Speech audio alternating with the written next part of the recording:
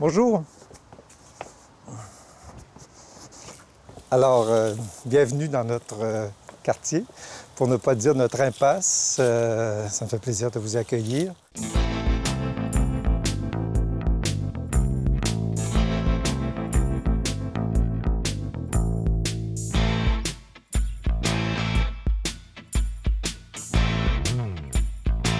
C'est une maison qui n'a pas beaucoup de rapport, comme beaucoup de maisons à Montréal, c'est-à-dire c'est une maison qui n'a pas de rapport avec les autres maisons de la rue. On a des maisons de 1890, 1930 et celle-là qui est de 1960.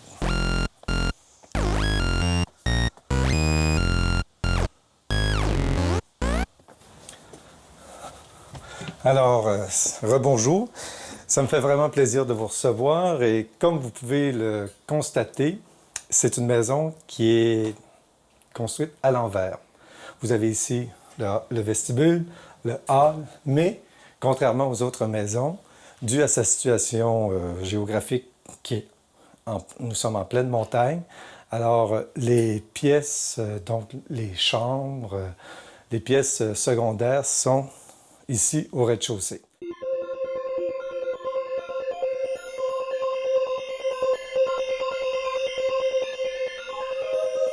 Alors, ce n'est pas dans un salon que je vous amène ou dans un séjour, mais plutôt dans ma chambre à coucher. Ici même, dans cette pièce, vous avez à peu près toutes les caractéristiques de la décoration que vous allez découvrir à l'étage supérieur. C'est-à-dire que j'ai essayé de m'adapter à une manière des années 60. On regarde par exemple les chaises de Pascal Moog qui sont là avec une console que j'ai dessinée en 93. Alors, on comprend tout de suite le mélange qui s'installe dès la chambre à coucher. Comme vous le constatez, la fenestration est typique des années 60, c'est-à-dire qu'elle est haute du plancher et très rectangulaire, très horizontale. C'est une caractéristique majeure de cette période-là.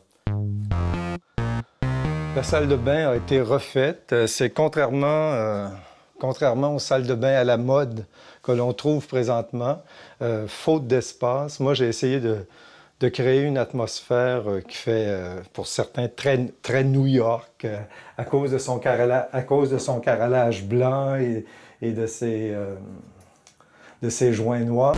Vous avez les rangements. Vous avez les miroirs qui agrandissent de part et d'autre. Vous avez un faux vitrail qui devient un élément décoratif assez amusant.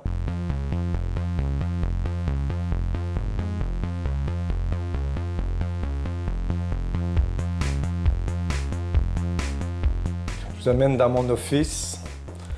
Il y a des œuvres d'art d'artistes qui sont essentiellement québécois et qui sont maintenant, ce qu'on peut dire de la relève, parce que il y a 30 ans, c'était la relève, mais maintenant, c'est des artistes qui sont bien établis, qui ont une bonne réputation, donc des tableaux de Christian Henslee, j'ai un blanc de Michel Lagacé et table de Yves Marcoux, qui s'appelle la table claire. Regardez, vous retrouvez les matériaux qu'on retrouvait uniquement dans les édifices commerciaux, le plafond avec sa cartonné.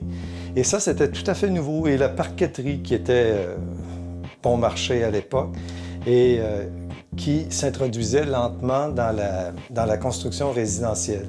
Ça, c'est vraiment une caractéristique des années 60. Je vous invite à l'étage, et c'est là que j'ai eu le coup de foudre quand j'ai acheté cette maison. Parce que comme je vous disais, de l'extérieur, je n'aime vraiment pas cette architecture, mais quand on arrive ici, c'est le coup de foudre. C'est un espace qui est généreux, qui est lumineux, qui est fort agréable. Et c'était, je sais pas, les particularités qui m'ont toujours plu dans une maison.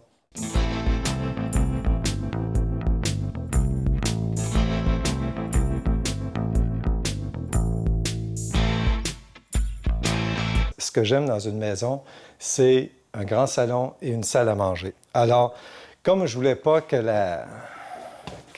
la télévision soit au centre du décor, si vous voulez, j'ai décidé de l'habiller.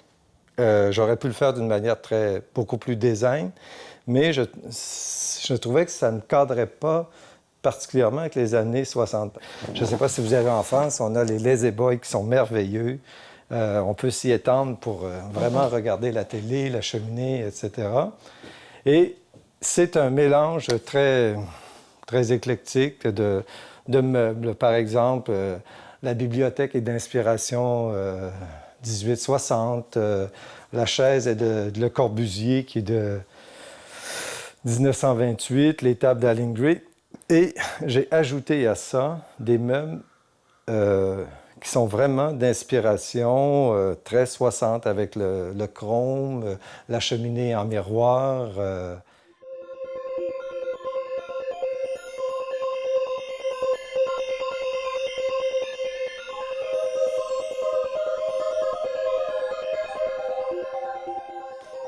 Alors, il y a 10 ans, quand je suis déménagé ici, la maison était de manière caractéristique beaucoup plus précise dans la manière de faire. C'est-à-dire qu'à l'époque, j'avais mis des couleurs qui étaient typiques des années 60, c'est-à-dire le bleu turquoise, le vert Granny Smith et le bleu cobaye. 10 ans plus tard, j'en avais ras-le-bol parce qu'on retrouve maintenant ces couleurs-là dans tous les accessoires possibles et inimaginables. Il y a un melting pot de meubles. Donc, ce sont les chaises italiennes qu'on retrouve en l'an 2000, les chaises de Stack des années 80 et les merveilleuses chaises de Frank Gehry qui ont été dessinées dans les années 90. Pour moi, c'est le meuble le plus intéressant des années 90, de par la conception, de par le design, la folie. C'est, à mon avis, ce que je connais de mieux de ces années-là. Ce meuble-là est un meuble stéréo. Je ne sais pas si vous aviez l'équivalent en France, mais c'était le meuble chic de nos salons où on intégrait la sono.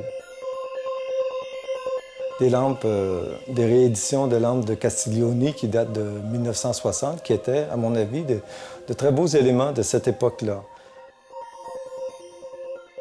L'habillage de fenêtre est d'une sobriété, demeure assez sobre. Si on vivait, par exemple, à l'année, avec un temps du mois de septembre, on n'aura probablement pas besoin d'habiller nos fenêtres. Mais comme on vit plus ou moins 6 mois par année en hiver, c'est très froid. Alors, ce qui fait que l'hiver, on a besoin d'un peu plus de chaleur. C'est la raison pour laquelle j'ai ajouté les pleins jours qui se glissent facilement quand la nuit tombe.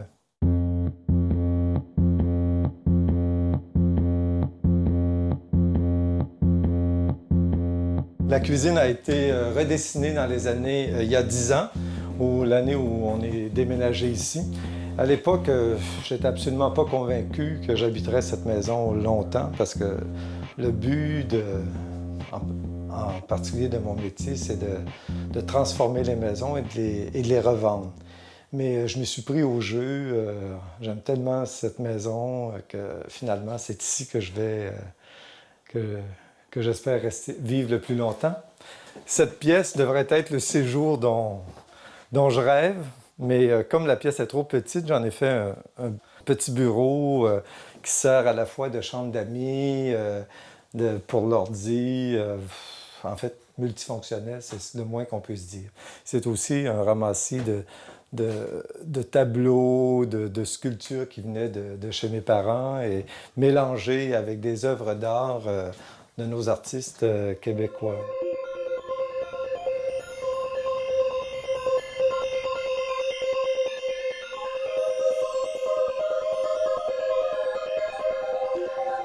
Alors, comme je vous disais, c'est une maison à l'envers. Le jardin est à l'étage.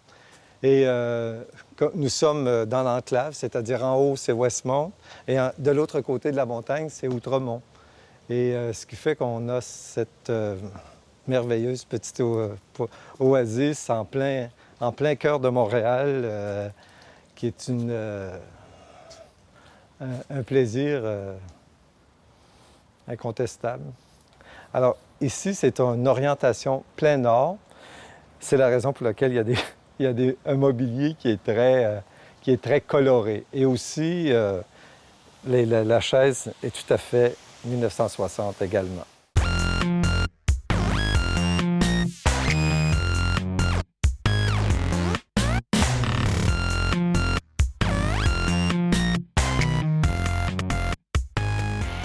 Eh bien, merci d'être venu. Ça a été un plaisir de vous faire découvrir mon petit coin de plaisance. Et maintenant, je vous amène dans un endroit qui est peut-être pas très particulier, mais qui a d'abord une valeur historique, une valeur sentimentale, et qui est l'Oratoire Saint-Joseph. Architecturalement, c'est un de nos beaux monuments ici à Montréal.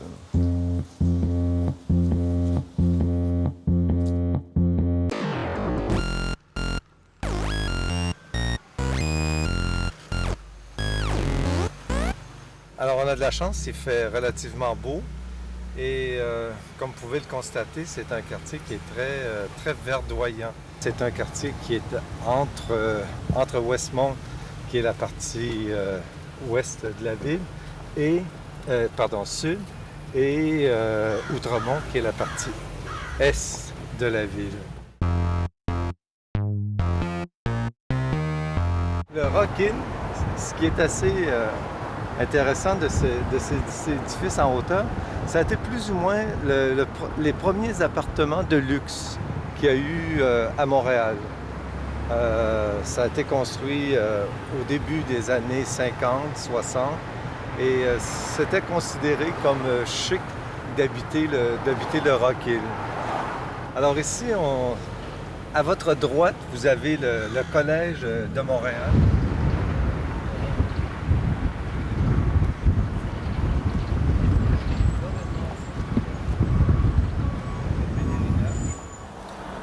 C'est un monument qui a été construit en plusieurs étapes et vous voyez l'ensemble des marches.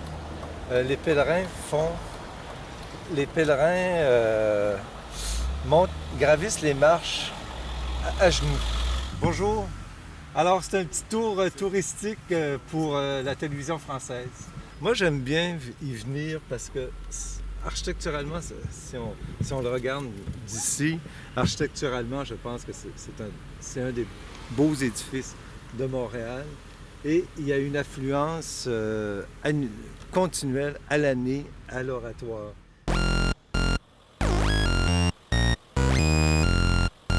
Alors, à cette étape ici, vous avez un tiers des marches.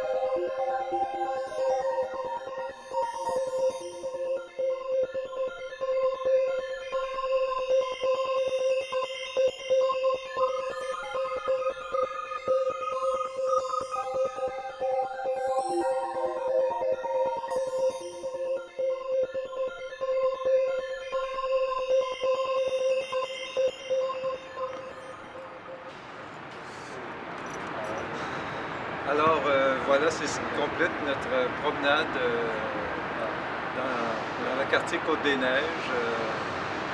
Ce lieu magnifique architecturalement parlant et cette vue panoramique sur tout Montréal.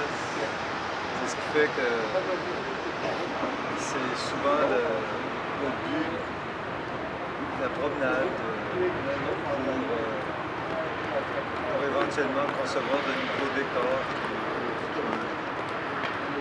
inspirants et inspirés.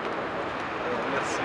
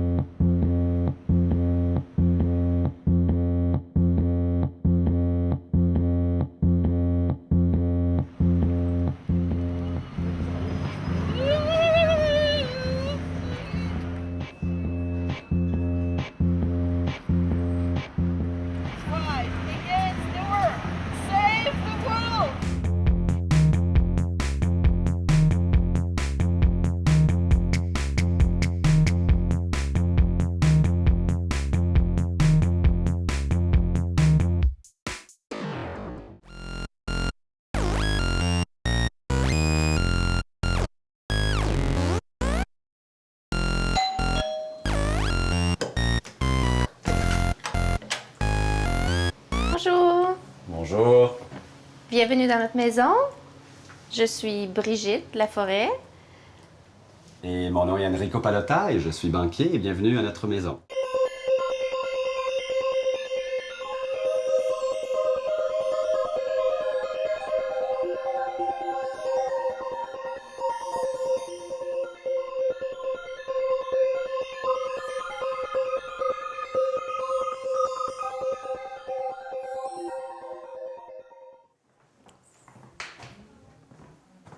Donc, vous rentrez dans notre salon. Comme vous voyez, c'est un salon avec la salle à dîner et dans une maison qui a été rénovée dans les années, au début des années 2000, mais qui est une maison qui date de 1925. Donc, ce que vous voyez ici est un style épuré du style des années 20. Un style qui se marie bien avec le quartier et avec la maison. Tout en gardant ça très contemporain. Donc, les couleurs, les agencements des bois, les agencements des moulures, c'est tout très clean, pour utiliser une expression que j'aime beaucoup. Nous aimons beaucoup l'art contemporain. Pour nous, c'est une expression, une forme de notre temps. Et comme vous pouvez voir ici, un tableau de Marc Séguin, un artiste qu'on prise beaucoup, un artiste avec beaucoup de talent, qui exprime à la fois un peu les nouvelles médias. On voit un tableau qui est fait quand même à la peinture, mais on voit du graphisme très, très fort et qui reflète encore cet aspect que vous voyez partout dans la maison, de fort et de doux. Comme on peut voir ici, si on passe dans la salle à dîner, l'art contemporain vit par la sculpture, par de la photographie, mais en même temps par l'époque des années 20, par notre table, qui est d'ailleurs un artiste français très connu, Jean-Michel Franck, qui a dessiné des meubles et des appartements.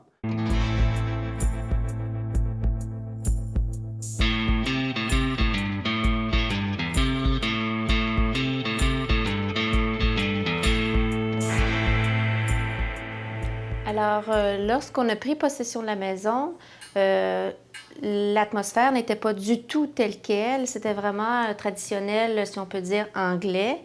Les pièces étaient toutes petites et très, très sombres, ce qui n'était pas du tout notre intention. Nous autres, on aime vivre dans la lumière et dans la clarté. On a pris des teintes très, très pâles qui pouvaient, comme aujourd'hui, faire ressortir le soleil. Alors, avec notre designer, il a choisi des couleurs en conséquence. Alors, pour nous, la cuisine est un espace où on aime vivre, on cuisine beaucoup, on aime cuisiner, on aime bien manger. Et c'est important qu'on ait un grand espace pour cuisiner et recevoir nos amis en même temps. Alors, ce qu'on aime ici encore dans la cuisine, c'est que tout en étant à l'intérieur, disons, en cuisinant, c'est qu'en ayant des enfants, on peut voir ce qui se passe dehors avec la piscine lorsque les enfants se baignent. Alors moi, je peux faire mes choses à l'intérieur et toujours jeter un coup d'œil à l'extérieur. Alors, c'est très pratique ici, alors parce qu'on a presque plus de vitres que de murs. Alors, c'est fantastique. L'éclairage ici, on se sentirait dehors. Et on peut aller vers le garage ici. Donc, notre mudroom, une expression encore très typique canadienne ou nord-américaine. Le mudroom, finalement, ça nous permet de transiter du garage où on met notre voiture, surtout l'hiver. Et on passe ici dans une pièce qui nous permet de se déchausser, enlever les manteaux, de les mettre dans les garde-robes. Alors ici, on a mis un miroir plein mur pour encore nous donner un sentiment d'agrandir le corridor qui, dans l'architecture d'origine. C'est ça, faisait les corridors très étroits. Alors ici, on respire. Et c'est un pli encore, Brigitte, sur les fenêtres qu'on a installées partout dans la maison, qu'on a agrandi. Donc, une autre fenêtre, mais une fenêtre intérieure, si vous voulez. Oui, c'est vrai. Ici, c'est la bibliothèque. Un must dans une maison des années 20, anglaise, si je peux le mettre entre parenthèses. Donc, la bibliothèque, comme vous pouvez voir, les choix de boiserie, le choix des œuvres d'art, très épurés. Alors, ici, dans la bibliothèque, on ne pourrait pas dire qu'elle serait complète si nous n'avions pas notre foyer, qui est en usage. L'hiver, oui. Brigitte, tu l'as. L'hiver, surtout quand il fait très froid, au gros froid. Avec un verre de champagne, c'est encore mieux.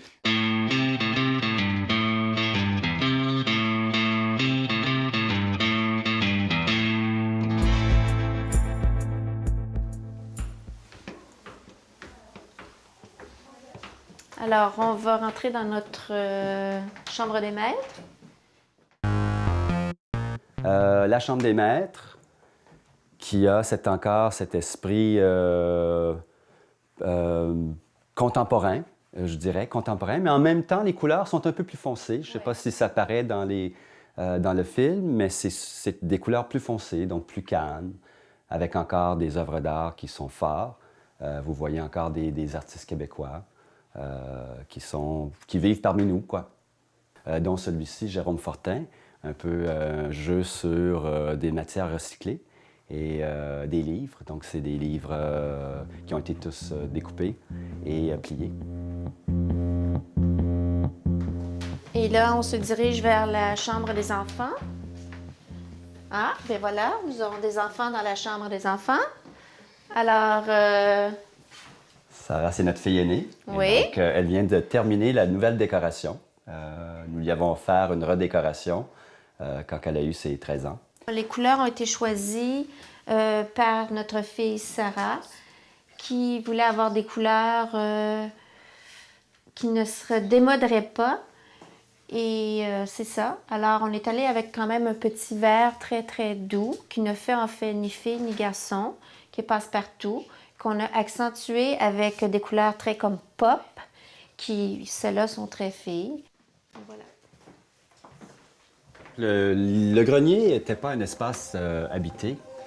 Quand nous avons refait les rénovations, on a décidé d'utiliser l'espace. Typiquement, c'était des espaces de rangement dans les maisons. Et nous avons refait l'espace pour une salle de jeu, des enfants, ordinateur, télévision. Comme vous pouvez le voir, on a un espace avec des plafonds en cathédrale et beaucoup encore de lumière avec notre puits de lumière dans le centre. Donc, ça nous a permis d'avoir un lieu où les enfants peuvent jouer, avoir des amis, regarder la télévision, tout en famille. Et je pense que c'est un espace qui est réussi pour cette raison-là.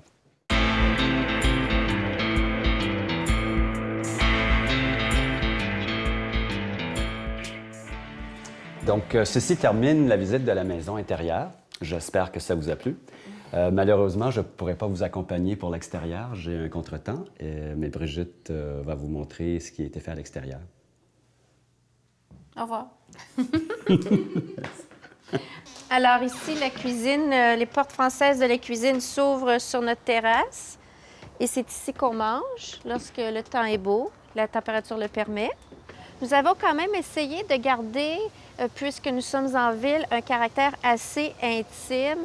Alors, lorsque nous avons fait le paysagement, tout ce qui était ici n'existait pas. Alors, nous avons vraiment décidé d'avoir planté des arbres matures pour avoir, c'est ça, vraiment une certaine vie privée.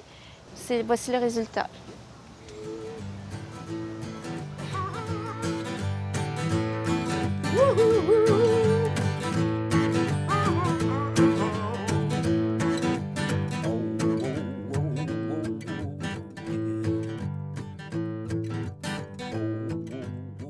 On se dirige vers une petite boutique que j'aime beaucoup, car Ville-Mont-Royal est un endroit qui est quand même très, très résidentiel. Il n'y a pas beaucoup d'endroits de resto ou de commerce ici. Il faut vraiment se déplacer dans d'autres quartiers pour aller faire nos achats ou aller faire les divertissements, aller magasiner. Alors, quand on a un petit commerce qui nous plaît ou un petit resto, alors il faut les encourager et puis c'est ça. Alors, Ville-Mont-Royal est un quartier quand même très, très vieux qui, au début du siècle, était un peu la campagne. Alors, les gens qui demeuraient ici venaient en train. Alors, nous avons toujours la station de train qui nous relie au centre-ville de Montréal, qui est à 4 minutes d'ici. C'est vraiment pas loin, mais au début du siècle, c'était très loin.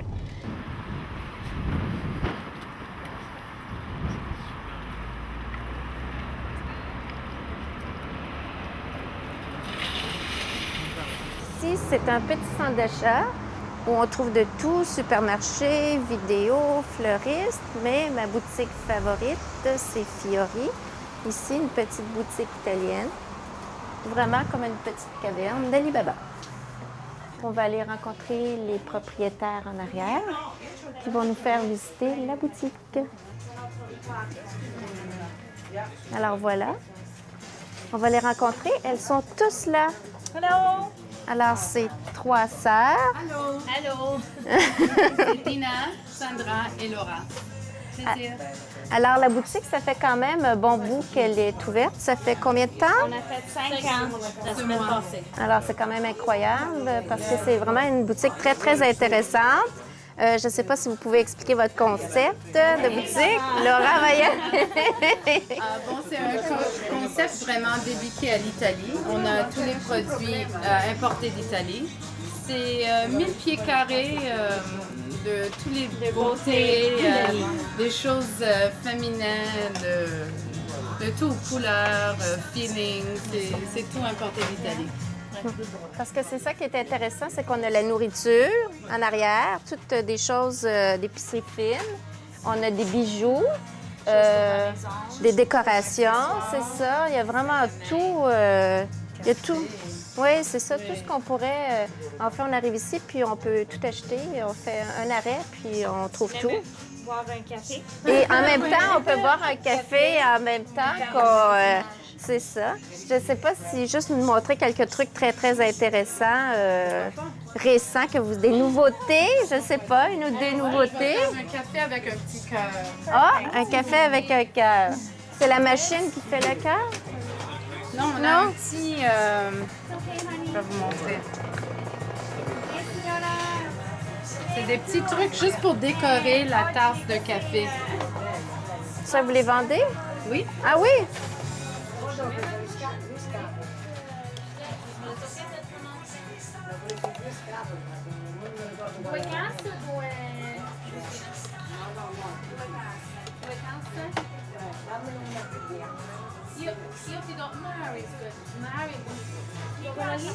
Mais c'est magnifique. Ah, c'est trop. Est-ce que c'est juste des cœurs ou on peut avoir plusieurs Celui-là, formes? c'est du cœur, puis on a... Celui-là, il est très, très cute aussi. C'est un bonhomme sourire? Oui. Ah, c'est vraiment drôle. Non, There c'est we bien. go. Happy face. Parce que c'est toutes des choses différentes, parce que c'est ça. Je suis venue ici, moi, je pense que c'était à Noël l'année dernière, acheter des pantoufles très, très spéciales. Je n'ai jamais vu à aucun endroit. J'en ai acheté à ma fille. Je crois que j'en ai acheté 5 paires de pantoufles, dont mon fils qui absolument voulait, même si je lui disais que ce n'étaient pas des pantoufles pour garçons. Il les voulait, il les transporte, il les met tout le temps. On trouve toujours quelque chose d'incroyable ici qu'on ne verra nulle part ailleurs. La nouvelle tendance en Europe, c'est très très fort, c'est les déodorants pour l'ambiance. Ah, comme Alors, de l'encens? C'est pas exactement, on brûle pas, c'est l'huile essentielle dans OK. des petits pots que, disons, on prend de temps en temps puis on tourne. Ah, Et ça diffuse dans l'air. c'est parfait. Alors, je reviendrai peut-être avec ma fille, puis on fera des petits cadeaux. Oui, pourquoi pas, on va faire un beau emballage comme d'habitude. OK, bien merci Laura. Bye-bye. Bye. OK, bien à la prochaine. Ciao. Bye, ciao.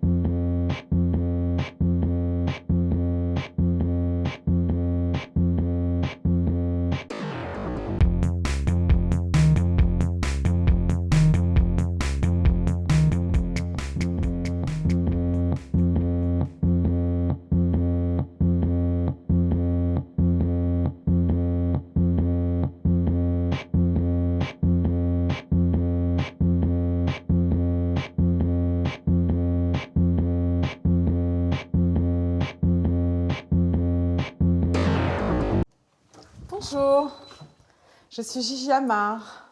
Welcome. Bienvenue chez moi. Je suis styliste. Et ça, c'est Puma.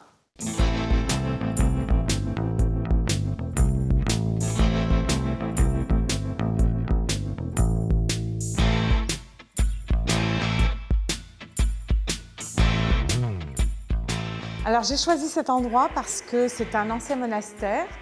Et j'avais envie de mélanger le nouveau et l'ancien. Moi, j'aime vivre dans le zen, dans la pureté, tout ça.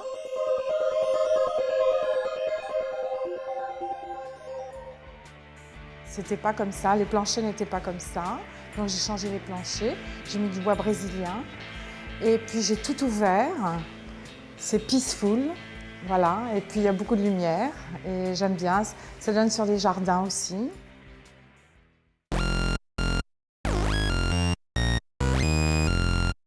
Moi j'aime bien garder la table tous les jours mise parce que j'ai toujours des amis qui viennent à la dernière minute et puis comme ça m'évite de faire la table. Je veux bien faire à manger mais pas la table en plus, alors je la fais tous les jours et puis c'est toujours comme ça.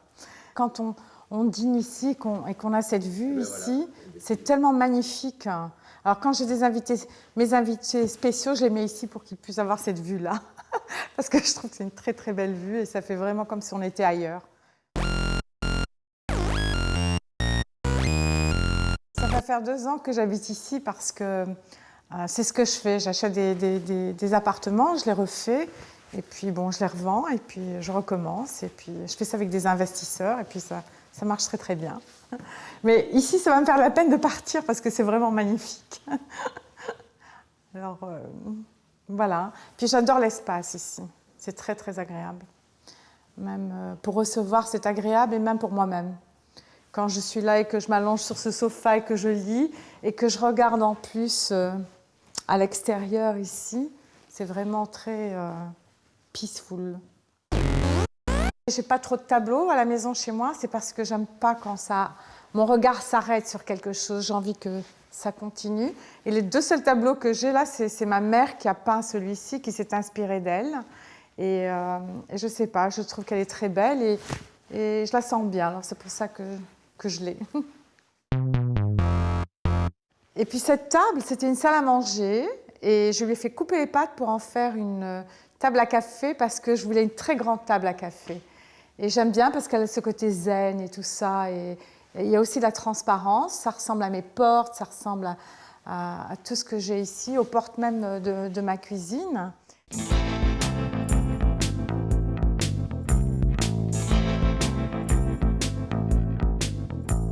J'adore cette cuisine parce que je trouve qu'elle est vraiment très agréable à travailler avec et j'aime bien recevoir dans cette cuisine.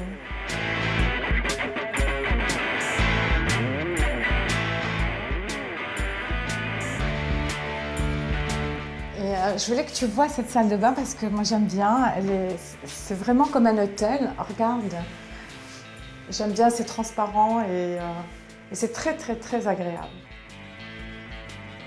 Ici c'était un couloir qui était qui n'avait aucun intérêt, c'était juste un couloir. Et moi, avec la place que j'avais, je voulais ouvrir.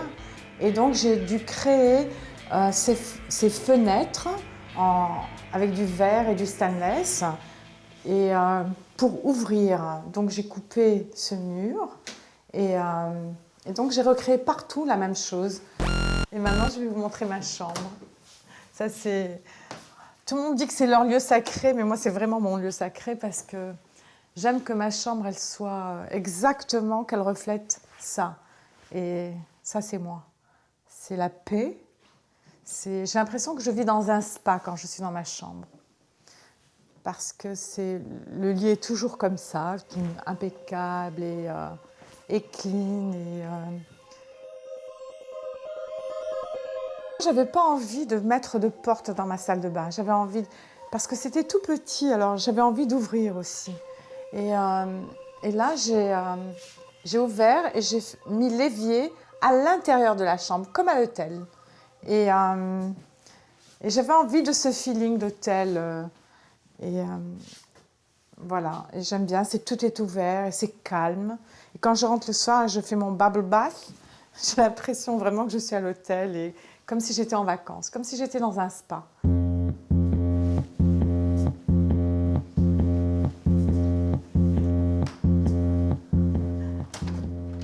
Alors ça, c'est la chambre de David Alexandre, mon fils.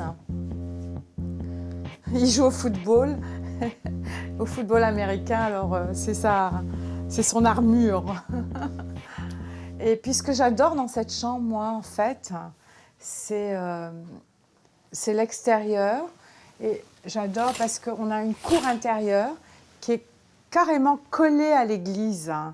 Et il y a une espèce aussi de feeling, il y a un feeling de paix ici, vraiment, surtout avec la cour intérieure. Alors l'hiver, c'est magnifique parce que c'est tout blanc, c'est plein de neige. Et l'été, j'ouvre la fenêtre et il y a un peu d'air qui rentre et tout ça. Et il y a une espèce de paix qui se dégage.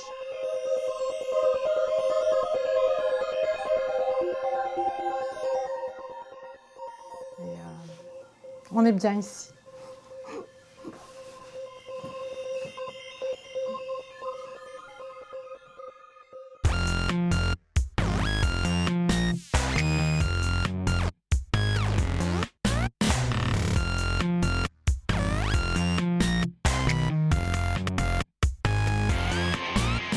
Moi, je vous remercie beaucoup d'être venu me voir. Je suis contente de vous avoir montré ma maison. Maintenant, si vous voulez, je vais vous amener dans mon lieu favori à Montréal. C'est un endroit extraordinaire et c'est plein de plénitude. C'est vraiment comme Villa Veritas, c'est comme ici. C'est sur Summit Crescent où il y a les plus belles maisons de Montréal. Et il y a l'Oratoire Saint-Joseph. Et là, je fais une marche tous les matins avec Pouma. Et c'est magnifique. Vous allez voir, c'est féerique. Et ça ressemble beaucoup à Villa Veritas. Et c'est plein de paix, comme ici. Alors, Pouma, come, Pouma. Come, we're going to take your ball.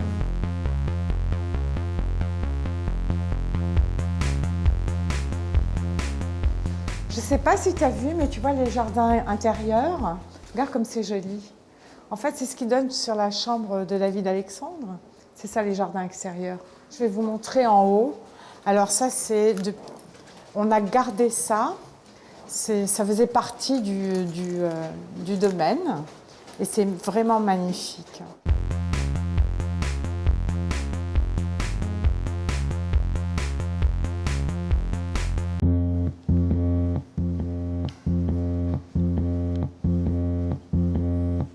Alors moi, je trouve ça très émouvant ici. C'est vraiment typique de Villa Veritas. C'est juste magnifique, ça c'est d'origine. Et voilà.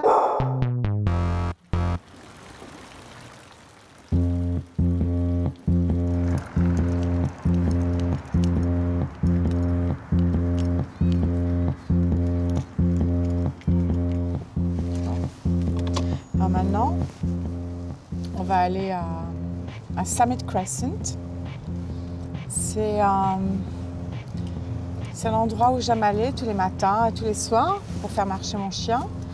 Et c'est un endroit qui me fait beaucoup penser à Villa Veritas, tu vas voir. D'abord parce qu'il y a les plus belles maisons de Montréal, alors c'est très agréable comme marche. Et aussi, tu vas voir, on va arriver à Surrey Garden. Et pour moi, c'est le plus bel endroit de Montréal.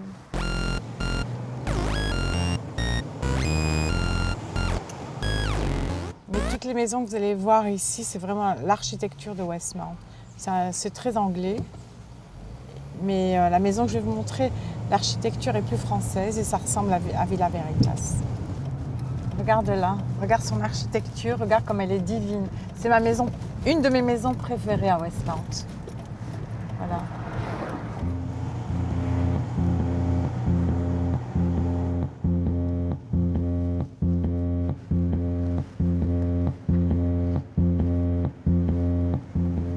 C'est ici, j'arrête ici, tu vois, je parque ma voiture ici et avec Puma, tous les matins, c'est ma marche. Là, on va sortir.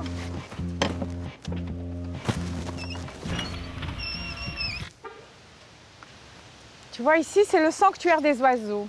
Alors, on est tout à fait en haut de la montagne et c'est là où je fais ma marche tous les matins avec Puma et tous les soirs d'ailleurs. Et j'adore parce que regarde, il y a toutes ces belles maisons et c'est tellement agréable.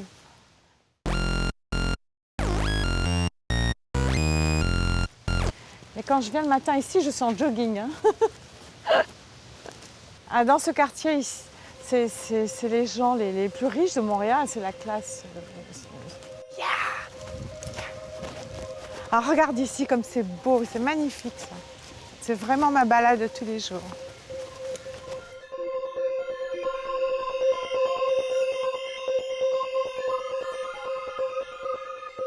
Alors tu vois ce que j'aime bien dans ce quartier, c'est pas uniforme. Tu vois cette maison, elle est magnifique, elle vient d'être construite il y a environ 1 an. Elle est somptueuse, elle est grande, elle est victorienne et tout. Et à côté, tu as une toute petite maison ravissante avec un jardin. On dirait que tu es en Provence, on dirait la petite maison dans la prairie. Hein? Tu vois, ça c'est une maison typiquement québécoise, avec la pierre québécoise et tout. Alors tu vois un peu tous les styles.